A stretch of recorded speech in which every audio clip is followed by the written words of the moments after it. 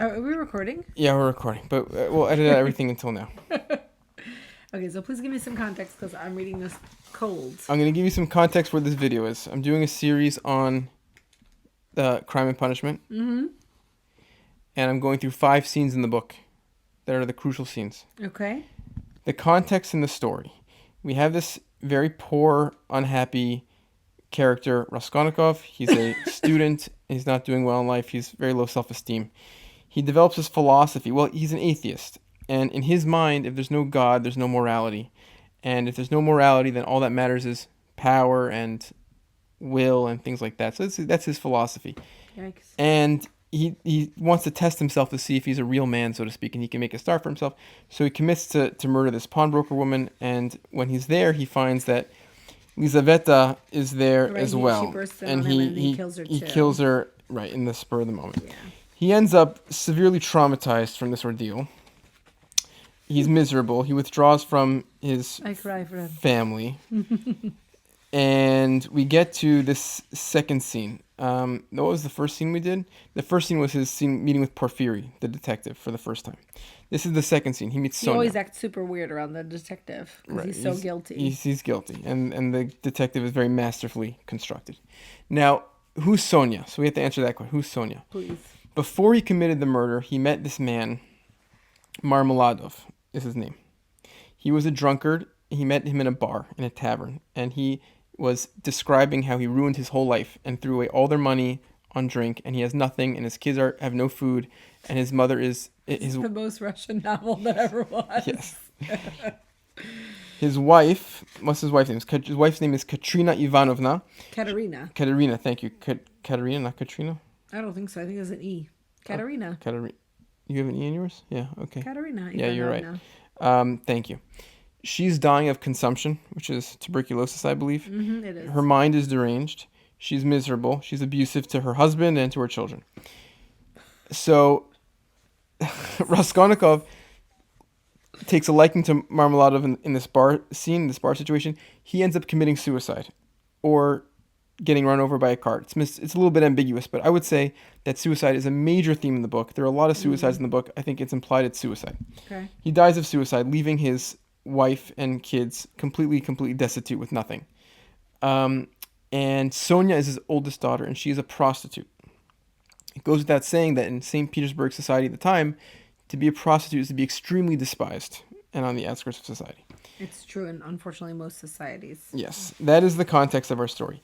He goes to visit Sonia in this context. He is very much a lost soul, and Sonia is a lost soul in her own way. Is he going to use her services? Pay for her services? No, that's not correct. That's not what's happening. I missed an important piece of information, which I Okay. apologize about. His mother and Raskolnikov's mother and sister came to St. Petersburg to visit him. They gave him a little bit of money. Raskolnikov doesn't have money. He stole from the pawnbroker, but he didn't take the money. He put it and he buried it. All the money that he has is this little amount of money that his mother and sister, who are also very poor, saved up for him. He gave it to Katerina Ivanovna and her family for the funeral. Out of this, impulsive act. And impulse control problems. right.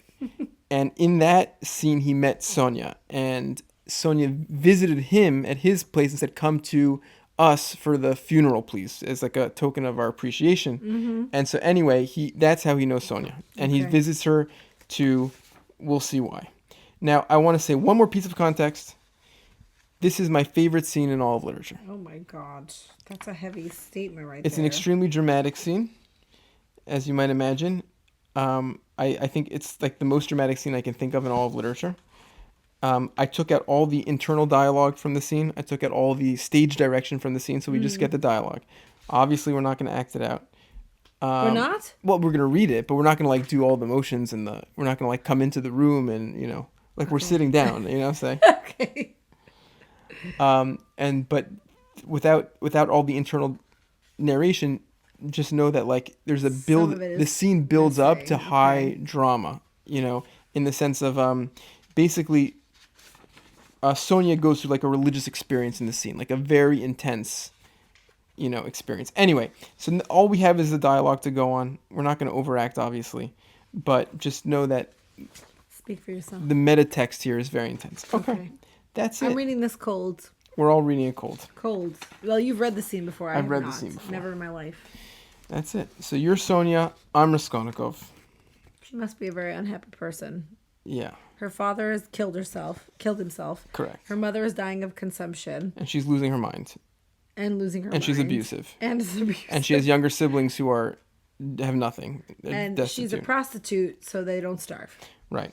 I will interject with a little like some context as we go and Okay. some parts that we skip. It's not the whole chapter. I cut out some parts, so I might say what we cut out. Okay. Sure. Should I start? Please. Who is there? It is I, come to see you. It's you. Good heavens. I've come to you for the last time.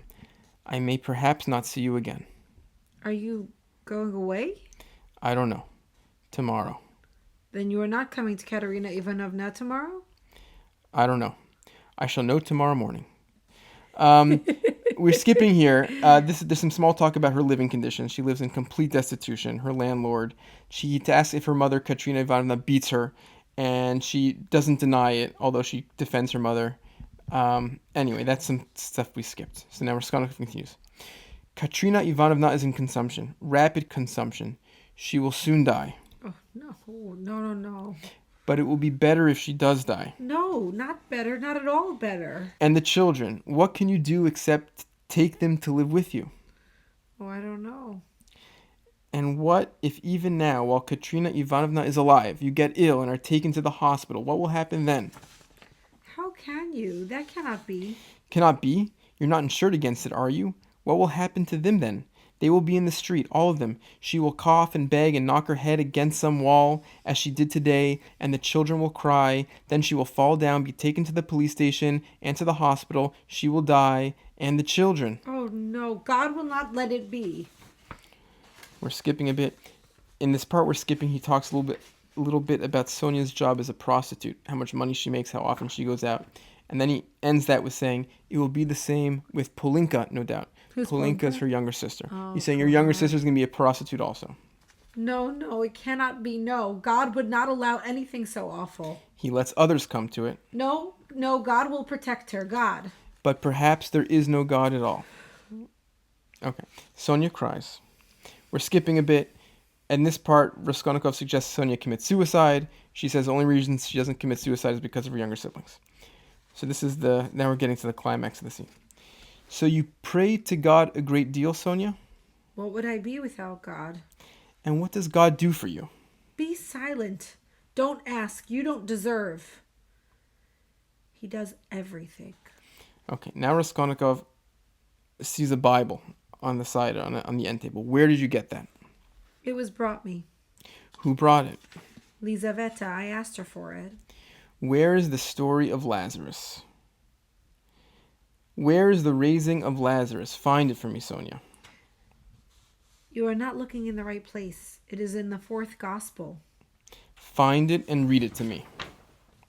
Haven't you read it? Long ago when I was at school. Read. And haven't you heard it in church? I haven't been. Do you go often? No. I understand. And you won't go to your father's funeral tomorrow? Yes, I shall. I was at church last week, too. I had a requiem service. For who? For Lizaveta. She was killed with an axe. Were you friends with Lizaveta? Yes, she was good. She used to come. Not often. She couldn't. We used to read together and talk. She will see God. Read. What for? You don't believe. Read. I want you to. You used to read to Lizaveta. Now a certain man was sick, named Lazarus of Bethany, and many of the Jews came to Martha and Mary to comfort them concerning their brother. Then Martha, as soon as she heard that Jesus was coming, went and met him, but Mary sat still in the house. Then said Martha unto Jesus, Lord, if thou hadst been here, my brother had not died. But I know that even now whatsoever thou wilt ask of God, God will give it thee. Jesus said unto her, Thy brother shall rise again. Martha saith unto him, I know that he shall rise again in the resurrection at the last day. Jesus said unto her, I am the resurrection and the life. He that believeth in me, though he were dead, yet shall he live. And whosoever liveth and believeth in me shall never die. Believest thou this? She saith unto him, Yea, Lord, I believe that thou art the Christ, the Son of God, which should come into the world. Then when Mary was come where Jesus was, and saw him, she fell down at his feet, saying unto him, Lord, if thou hadst been here, my brother had not died. When Jesus therefore saw her weeping, and the Jews also weeping which came with her, he groaned in the spirit, and was troubled, and said, Where have ye laid him? They said unto him, Lord, come and see. Jesus wept. Shortest sentence in the Bible. Yeah. Then said the Jews, Behold how he loved him. Then some of them said, Could not this man, which opened the eyes of the blind, have caused that even this man should not have died? Jesus therefore again groaning in himself cometh to the grave. It was a cave, and a stone lay upon it. Jesus said, Take ye away the stone, Martha, the sister of him that was dead. Saith unto him, Lord, by this time he stinketh, for he hath been dead 4 days. Jesus saith unto her, Said I not unto thee that if thou wouldst believe, thou shouldst seest the glory of God? Then they took away the stone from the place where the dead was laid. And Jesus lifted up his eyes and said, Father, I thank thee that thou hast heard me. And I knew that thou hearest me always, but because of the people which stand by I said it, that they may believe that thou hast sent me. And when he thus had spoken, he cried with a loud voice, Lazarus, come forth. And he that was dead came forth, bound hand and foot with grave clothes, and his face was bound about with a napkin. Jesus saith unto them, Loose him, and let him go. Then many of the Jews which came to Mary, and had seen the things which Jesus did, believed on him. That is all about the raising of Lazarus. I came to speak of something. I have abandoned my family today, my mother and sister. I am not going to see them. I've broken with them completely. What for? I have only you now. Let us go together. I've come to you. We are both accursed. Let us go our way together. Go where?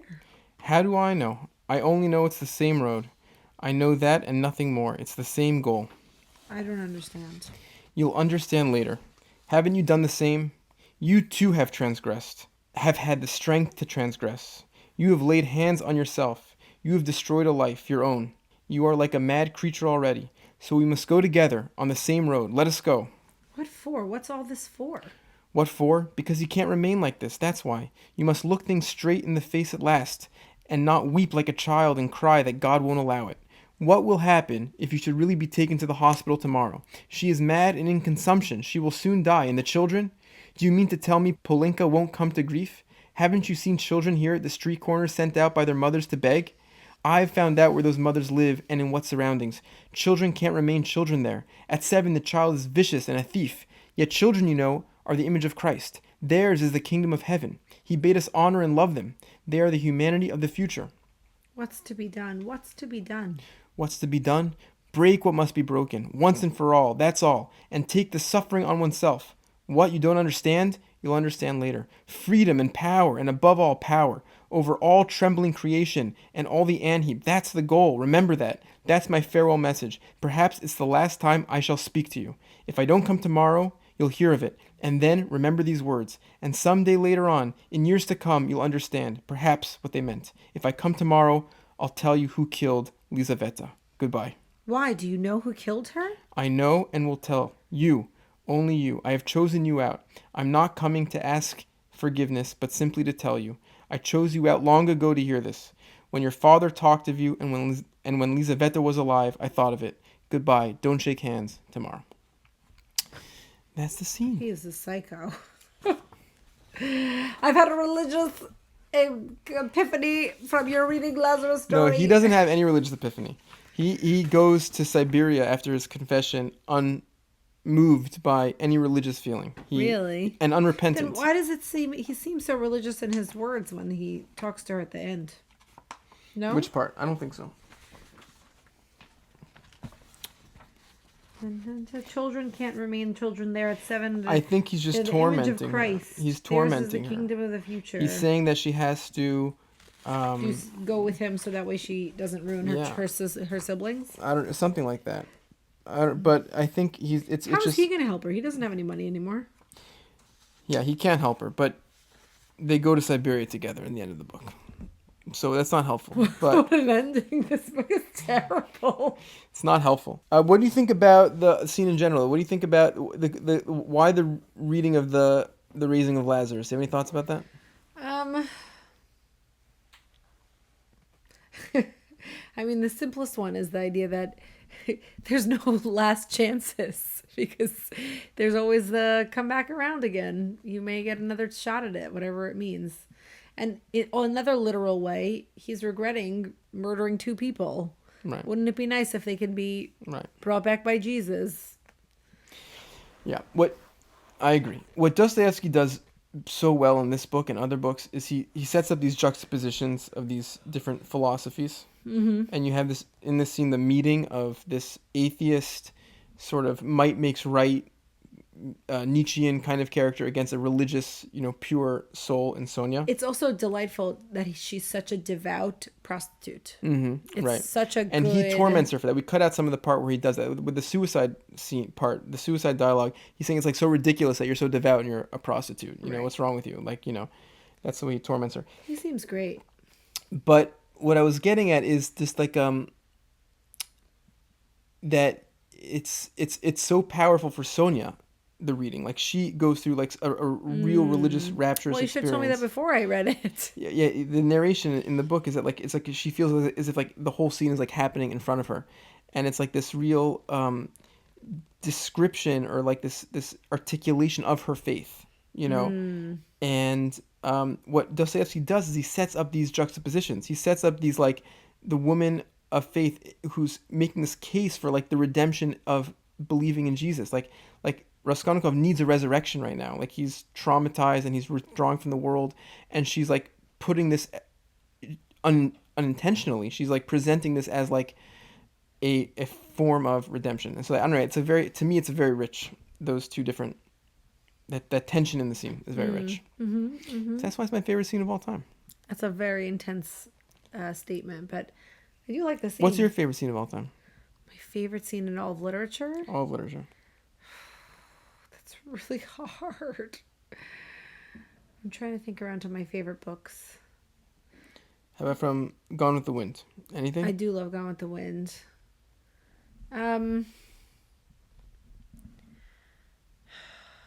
It's hard to remember a specific scene. There's a very sad scene where one of her children dies.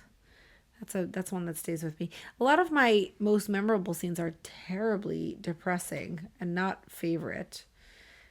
For example, in Half a Yellow Sun. Do you remember that book? No. Oh, it's more modern. It's by Chimamanda Ngozi Adichie. She wrote Americana also. That's about the Half a Yellow Sun is about the Nigerian Civil War, and it is full of devastating scenes.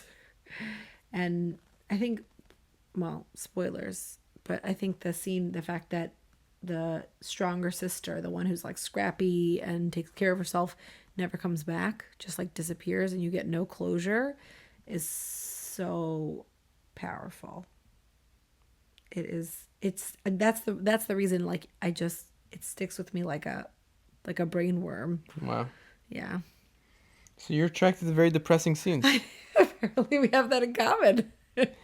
Well, Lazarus! It's a depressing book, but I feel like this scene is the turning point in a way. This is why he doesn't seem to feel that at all. Like, he's Sonia, still an atheist. Sonia convinces still taunting her. Sonia convinces him to confess. She says, "You have to confess." That's not happening in the scene. It's Sonia meeting number 2. Okay. When after he confesses to Her Sonia, initial cracks. This is where Truth is that he does have the initial cracks because he says, "I'll tell you who killed Lizaveta." He says, he's going to confess to Sonia, and says, "You have to confess your crime." The second he says he knows who killed Lizaveta, she knows. She knows. Of course, it's she him. knows. And she's scared. Again, we're missing all the narration from the Man, author. I would not send in my reading as an audition tape because that was crappy. That's okay, but yeah, she's terrified when he says that because she knows. Yeah. Trying to think, is there anything else to say before we close here? Anything else worth adding? My notes. The power of faith. The divine. So here's the Jesus wept line is very powerful. Yeah. Because it's this intersection of the divinity of Jesus with his human emotion. Which I think why for not just in this scene but in general it's considered a very powerful. Right. moment Also in the Bible. confronted with the pain and the suffering of people. Exactly. The suffering. Right. The humanity of Jesus. Yeah, sorry for cutting you Yeah. off. And so that's probably why Sonia feels such affinity for the scene if she's Yeah. having a religious awakening, because she's suffering quite a bit. And it's nice to have a deity or a deity figure that would feel the same suffering. Totally. I watch a lot of Soft White Underbelly, as you know, and one of the themes is this recurring theme of, which I don't think we really have in Judaism, which is Okay. the comfort of like Jesus's love. Well, I think we do. There is in Hebrew, Imo Anochi B'tzara, It's true. which Yeah. means I'm with you in your pain. But you don't see that, like even AA, Alcoholics Anonymous, has like a Mm-hmm. religious component to it. It doesn't have to be Christian. It could be, but there's an appeal to a higher power Yeah. as part of it, It's And probably so very off-putting for atheists. it is, and people atheists have described them. People have criticized AA for it, but Mm-hmm. within the context of this book, in the psychological perspective, there's this sense that Dostoevsky captures of like the redemption available in deep faith. And Dostoevsky, his books have many different voices, and they're polyphonic, but one voice is this voice of like real deep faith. Yeah. As someone who's very skeptical of deep faith, it's not appealing to me, but I do understand that people reach for their faith when they need help, when they need strength, when they need guidance, when they need something to fall back on, especially in the case of somebody who has nothing. Exactly. But yeah. Let's call it. Thank you so much. Okay. I really appreciate your time. You are very and your welcome. collaboration. Thank you so much. All right.